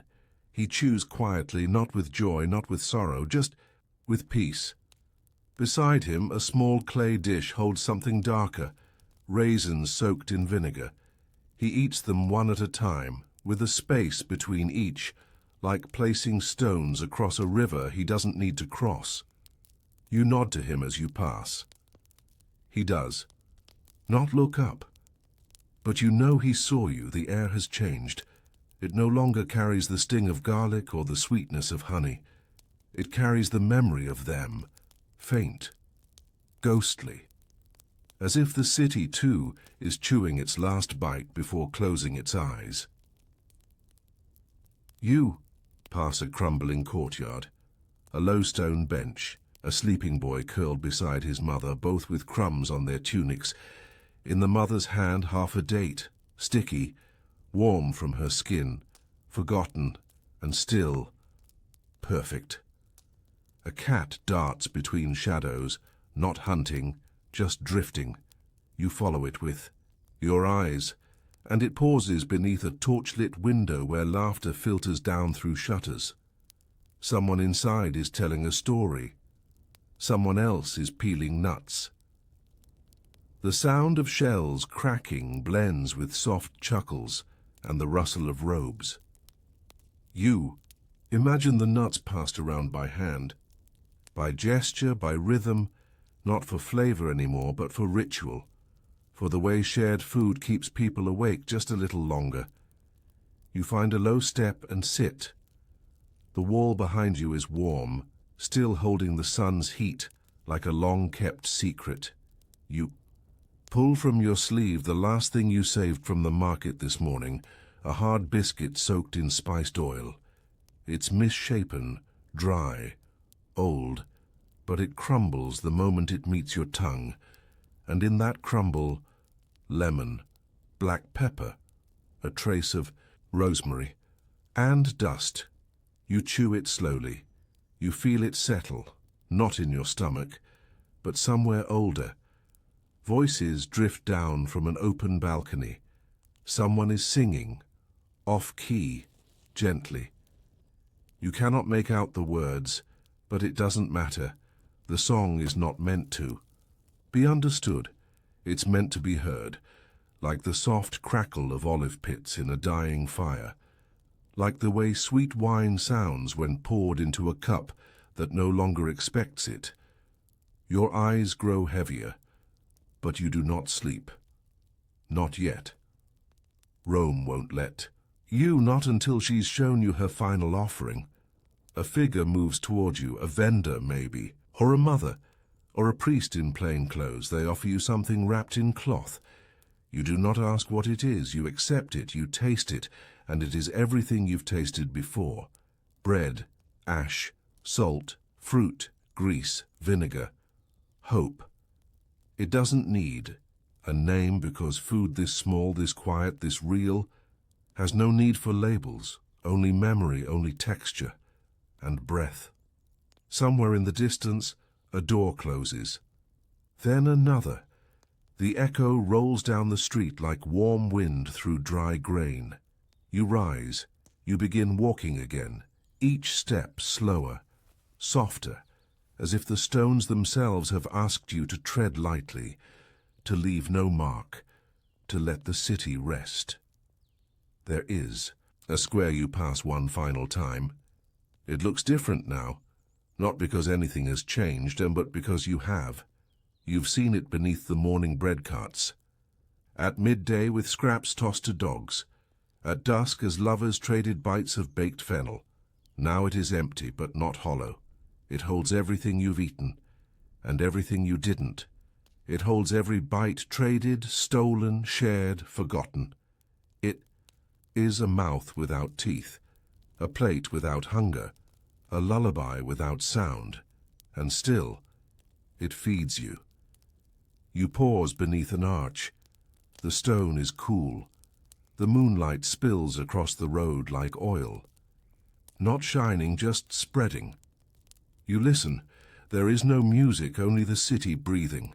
And somewhere someone opens a small jar of something. You can smell it faintly. Dried fig and black olive paste, mixed with crushed laurel. They are eating it with their fingers. In bed. In silence. In joy. And so are you. You are not chewing, but you are fed. Rome has given you her junk food, and in return, you have given her stillness. You did not ask for flavor, but you received memory. You did not seek feasts, but you were given crumbs enough to last a lifetime. You did not demand stories, but you heard them in every bite, and as your feet grow still, as your body folds gently toward rest, as your breath deepens into the rhythm of dreams, you carry it all. The taste of fried lentils, the smell of overripe cheese, the sigh of a woman wiping honey from her child's face, the laughter shared over scraps of old meat. The silence of salted nuts, eaten alone on marble steps. The grease, on your own palms, wiped into cloth and forgotten. You carry it without weight, only warmth. And now, there is no more to eat. There is nothing more to chew, no crust to save, no oil to scrape, no corner to tear, only sleep, only roam, only silence.